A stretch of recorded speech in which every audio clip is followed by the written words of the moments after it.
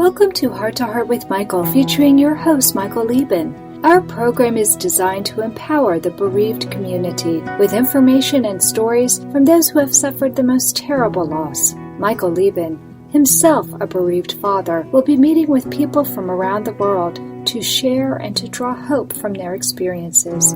And now, here is Michael Lieben. Welcome to the third episode of Heart to Heart with Michael, a program for the bereaved community. Our purpose is to empower members of our community. Congenital heart defects claim far too many heart warriors' lives. It is a leading cause of death amongst newborns, and consequently, there are a lot of bereaved parents suffering the loss of their precious children. What happens to parents when a child dies of a congenital heart defect? How do they survive even one day? The thought of our precious child dying is unfathomable, but for an unknown number of parents, this is their reality. Who can help them? What can we say, or what can we do? Our topic today is dealing with death and dying, and we have an excellent guest, ordained minister Daniel Miles. Daniel Miles is a professional chaplain who has over a decade of experience providing emotional and spiritual support to patients, families, and staff in hospital settings. He has done extensive work in providing care to people experiencing grief and loss and has led numerous workshops on caregiver support. Daniel also has firsthand experience with family grief and caregiver burnout. When he was 18, his 15-year-old brother Andrew died of a brain tumor. Daniel is a board-certified chaplain through the Association of Professional Chaplains and an Association of Clinical Pastoral Education Supervisor. He is an ordained minister and endorsed by the Alliance of Baptists and currently serves on their board. Daniel is also the manager for spiritual care services at Carolina's Healthcare System University in Charlotte, North Carolina. Daniel, welcome to Heart with Michael, and thank you for being with us. Thank you. It's wonderful to be a part of your show. Well, let's just jump right in and tell me about the work that you do at the hospital, and were you there, the chaplain on call, and what are the pressures of that? Currently, I am the manager of our chaplaincy department, and that means that I've got one staff chaplain and several chaplain interns who report to me that I manage and supervise. And I do a mix of education, of kind of administrative functioning to make sure that our services run well. And in addition to that, I also do some direct patient care and staff support. So I do a little bit of everything. I'm fortunate that I've worked my way up the ladder and don't have to do a lot of on-call anymore. But during the day when I'm here, I might still get called to emergencies and crises and deaths that occur in the hospital. When I started my career some years ago, probably about 12 years ago, I was in that rotation of doing the on-calls and spending long nights and weekends in the hospital and responding to any of the calls that we got. And that, that often ranges from people in the night who are just scared and lonely, need someone to talk, to being called to the emergency department because, a car accident or gunshot or some other trauma has come in, and being present with the family who's being told that their loved one has died suddenly. So it's a broad spectrum of situations and events that I'm both fortunate and burdened to encounter when I'm working with people really of all walks of life in this hospital setting. It's interesting that you say both fortunate and burdened. We know that dealing with grief and loss is very, very difficult. So I'm curious what attracted you to that kind of work. What attracted me to doing this work is experiencing firsthand what it feels like to lose a loved one. And as you mentioned in your lovely introduction, that our family lost my younger brother. He was 15 when he was diagnosed, and it was a very aggressive brain tumor, and it took about 9 months. And we did several, aggressive treatments, and it was really just not a survivable tumor. And so it was a quick progression of his illness to when he died. And so this was my senior year of high school, his freshman year of high school. And we had a lot of support, and we had a lot of well-wishers who didn't know what to do, and we had people who just really made things worse. So we had kind of the spectrum of experiences. And I think for me, it was hit home that a lot of these folks were people who who came from our community of faith. So I grew up in a church, and a lot of people came kind of bearing the banner of faith and religion, and again, experiencing all the ways that could be both helpful and not. And so that's really what drew me to being a representative of a faith tradition, to engage with people when they were suffering, and in many ways, I think, encountering those ultimate meaning questions. And honestly, part of what I love doing in the hospital is that regardless of what kind of spiritual background people have, when you're faced with terminal illness, or even not a terminal illness, just a significant illness, our own mortality becomes very present to us. And that calls into questions about meaning and purpose, and what do I do to make my life worth living. And so I find it a great gift to be able to engage people in those spaces. Those are really sacred, powerful spaces. And it's also a burden in the sense that it's a responsibility I take greatly. It's heavy to carry that with people. I have a story that I tell about one night when I was on call, kind of in my early residency days, and I got called in the middle of the night.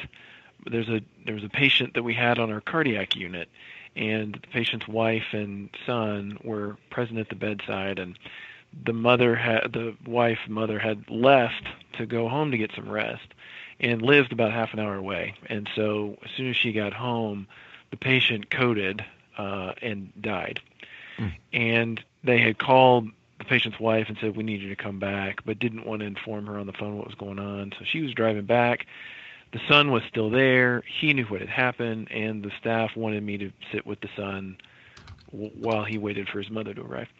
So I went up there, and this young man was only a year or two younger than me. And so here he was in the middle of the night trying to figure out what he was going to tell his mother when she arrived. And we had a brief conversation about that, and I think it went something like, "What should I tell her?" And I said, "I don't know. What do you think you should tell her?" And he said, "I don't think I'm going to need to tell her anything because she's going to see it on my face." And I said, "Yeah, that's probably right." So we just sat there, and then out of nowhere he said, "Well, what did you do wrong to get stuck with such a shitty job?" And I said, I really didn't know how to answer that, but he just said, "Here you are at 2:00 in the morning, sitting with me till I tell my mom that my dad just died. Like, how do you pull such a tough detail? This is the work I want to do. Like, you need somebody to be here with you, maybe more than you've ever needed someone, and it's an honor for me to be able to be that person. And also, it's a heavy thing. I don't want to take it lightly." What are some of the common things that you see between different families? And I guess it crosses all sorts of religious lines. You mean like religiously, or what are some of the common threads? Someone just landed in your lap right now with a difficult situation. You don't know who he is, and you're going in there, but there must be something that binds them, or there are certain things that come up, or questions that they all have. I think one of the most common themes that I hear is why. Why did this happen? Why is it happening to us? Why didn't it happen another way?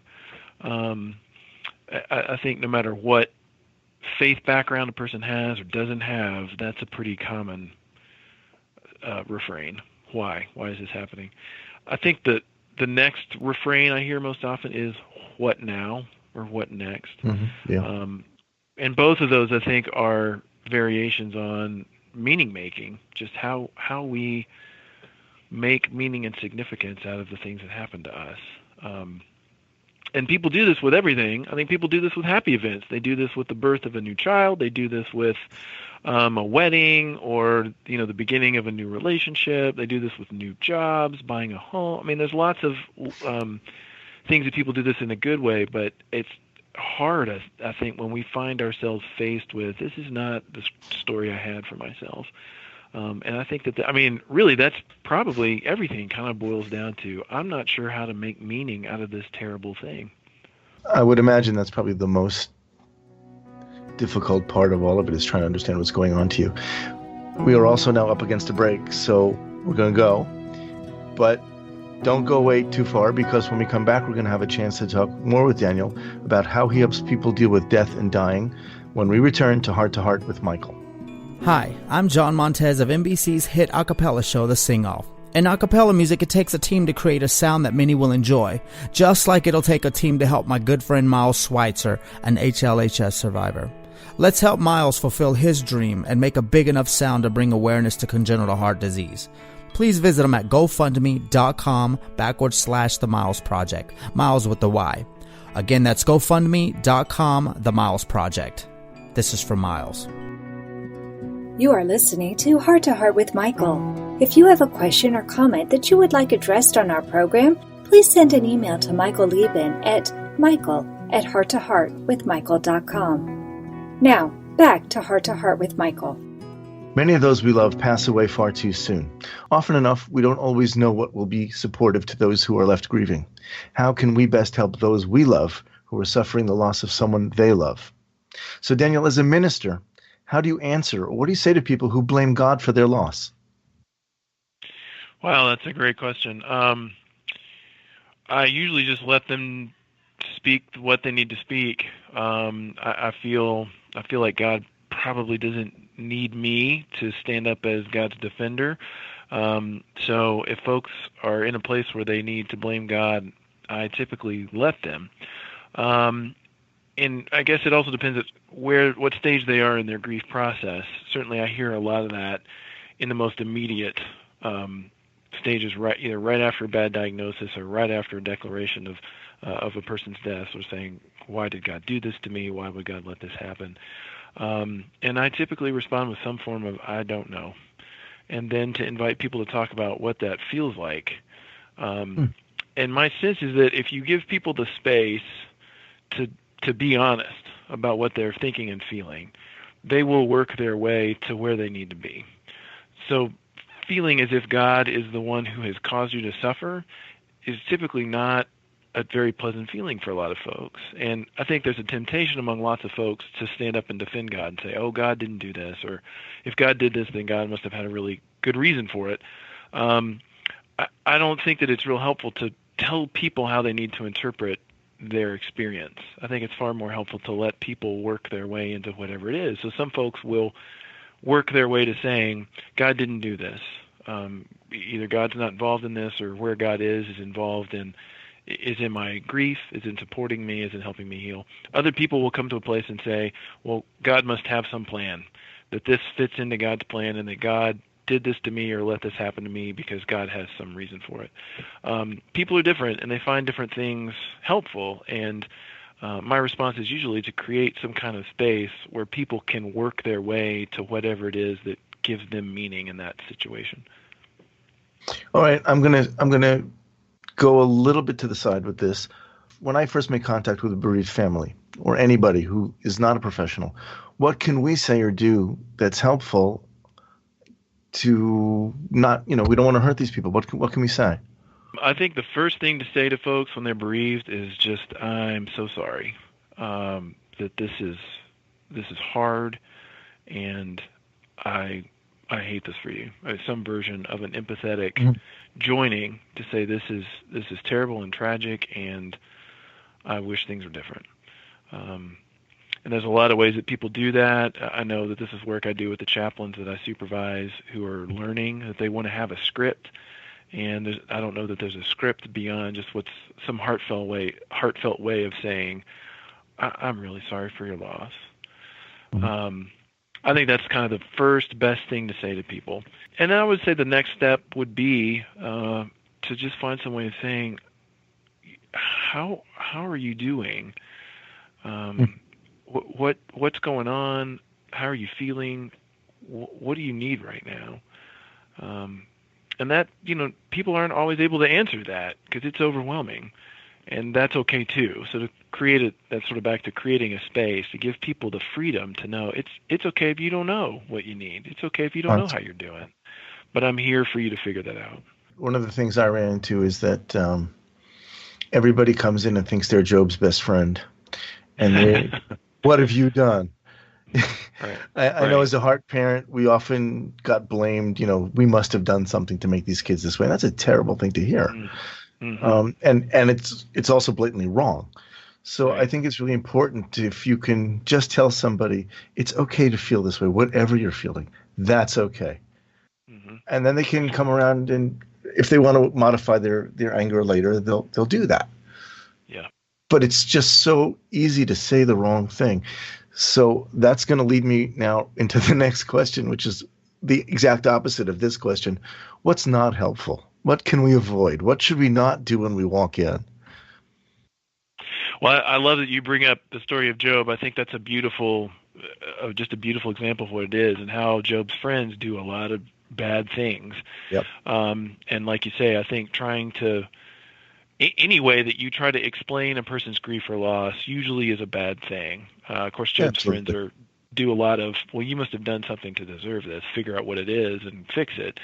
So that's clearly a bad thing. But there's also other ways that people will try to explain it for you, to say things like, that's kind of back to saying, well, God must have meant for this to happen for some reason. One thing that's popular over here in the South is saying things like, well, God must have needed your loved one in heaven more than you need them here, which is not a helpful thing to hear. Yeah.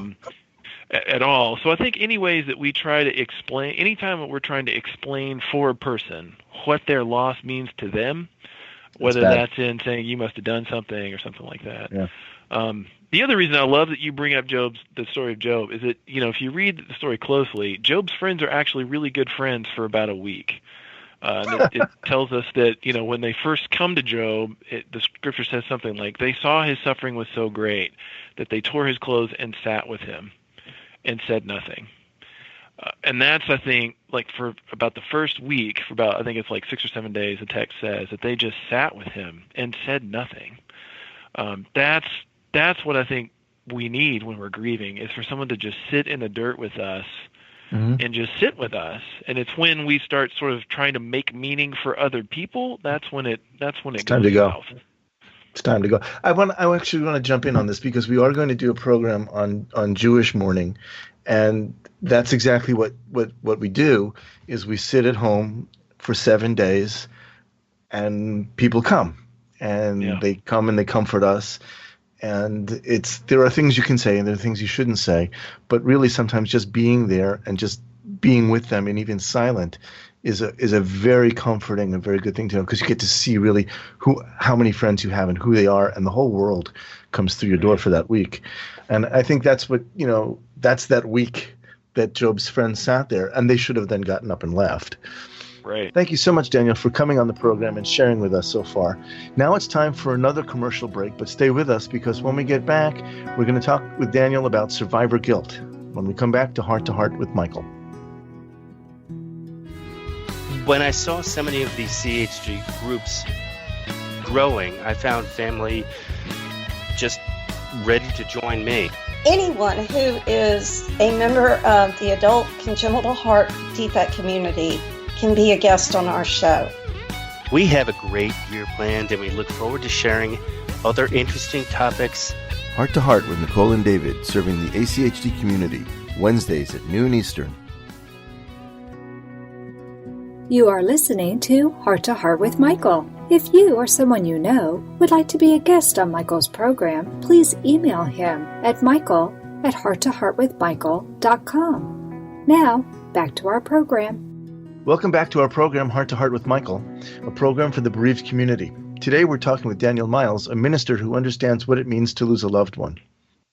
So Daniel, can you tell me a little bit about what you experienced with your brother and how long was his illness?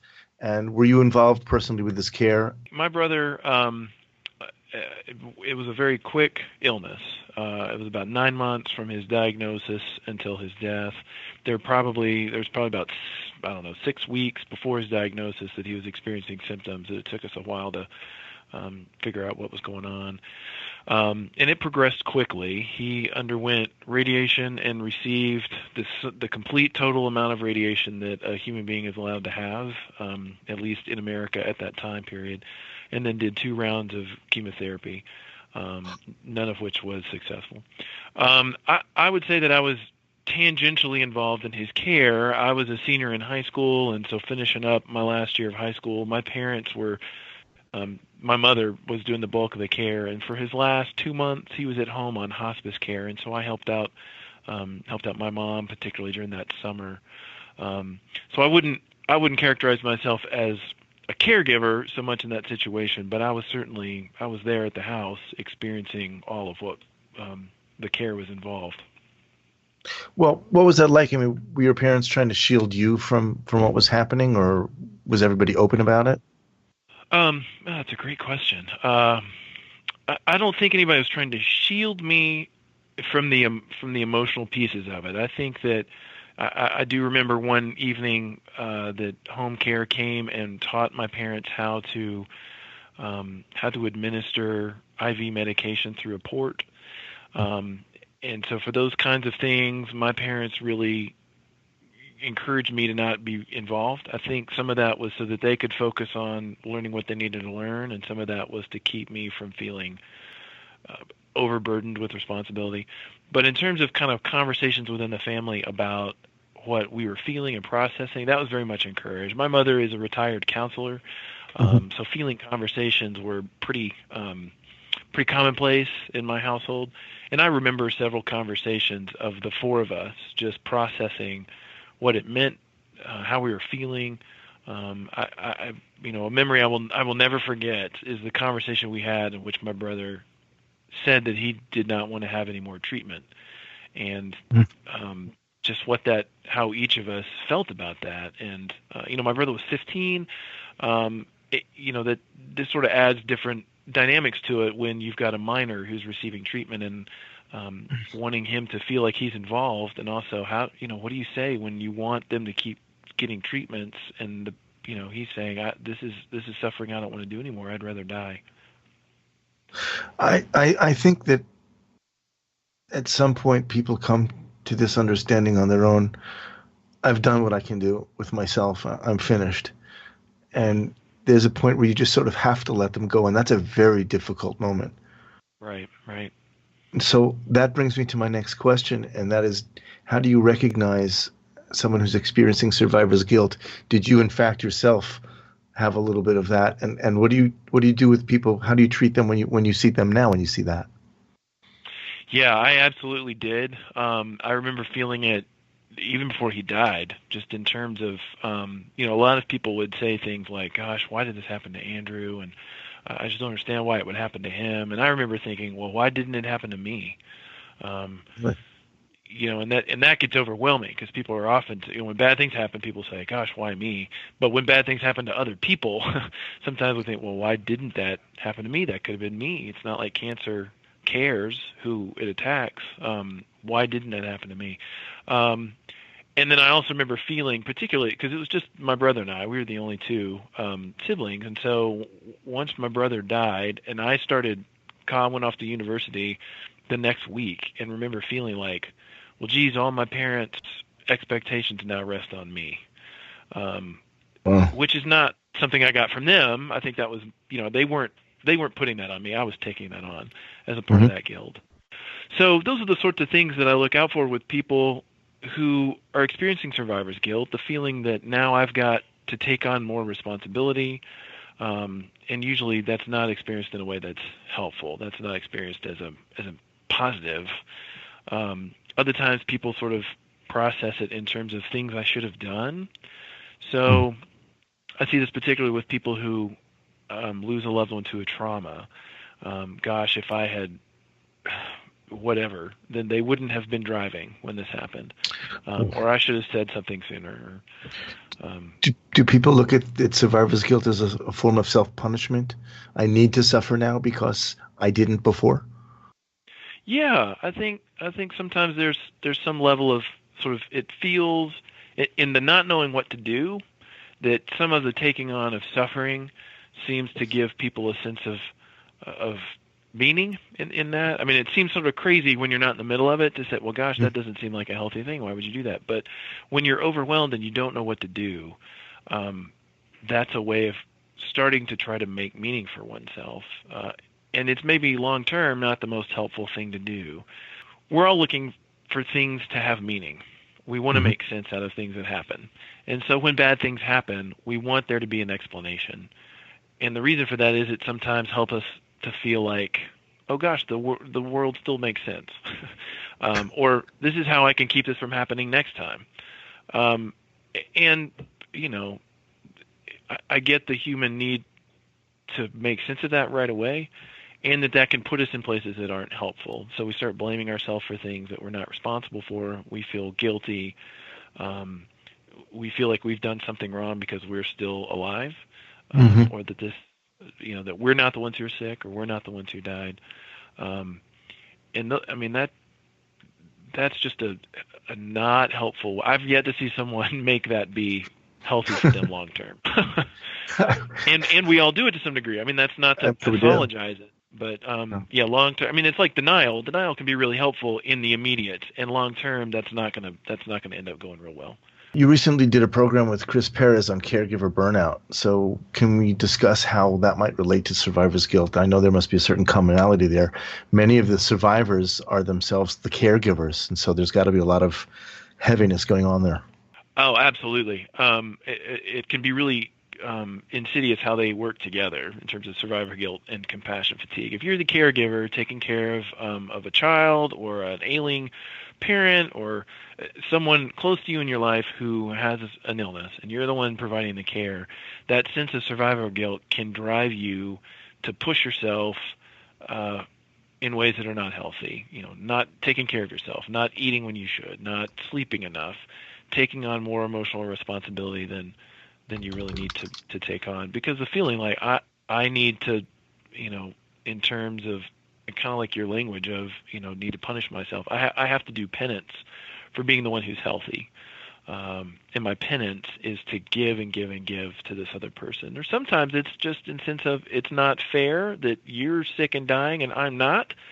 And my attempt to try to rebalance the scales is to work really, really hard to ease your suffering.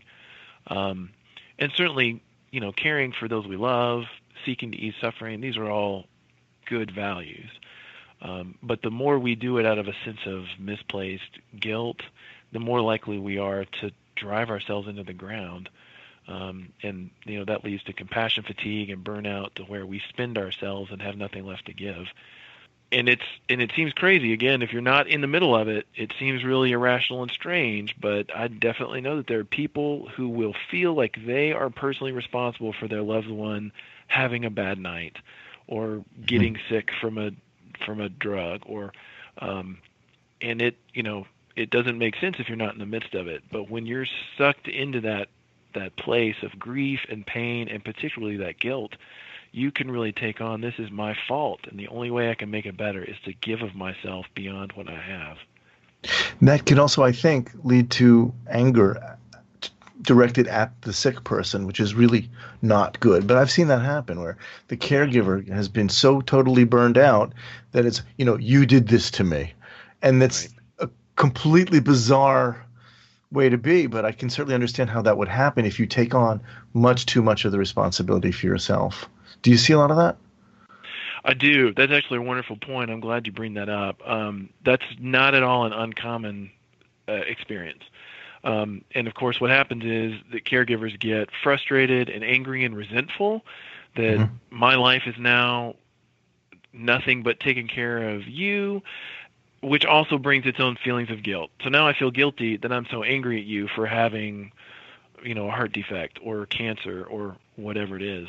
And so it just becomes a cycle of being resentful, and then guilty and ashamed, and then resentful. And but I think that's a very common experience that we have, that when something feels like a burden, we get to an angry, resentful place.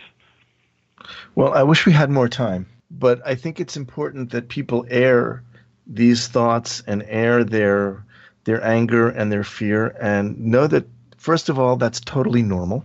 And they should also know that they can find people to talk to who'll help them, and that talking to them, or even just tuning in and listening to us, might in some way relieve some of that burden. I hope that wherever people are, if they're in that situation right now, they can get the help they need and talk to someone like you. So I want to thank you for being here and giving us insight into dealing with death and dying, and for the important work that you do. That concludes this episode of Heart to Heart with Michael. I'll talk with you soon, and until then, please remember, it's okay to breathe. Thank you again for joining us. We hope you have gained strength from listening to our program. Heart to Heart with Michael can be heard every Thursday at noon Eastern Time. We'll talk again next time when we'll share more stories. If you would like to continue today's discussion, please join us right after the program in the HUG podcast chat room on Pal Talk.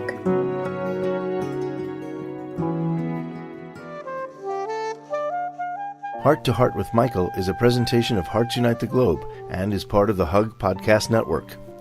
Hearts Unite the Globe is a non-profit organization devoted to providing resources to the congenital heart defect community to uplift, empower, and enrich the lives of our community members. If you would like access to free resources pertaining to the CHD community, please visit our website at www.congenitalheartdefects.com for information about CHD, the hospitals that treat children with CHD, summer camps for CHD survivors, and much, much more.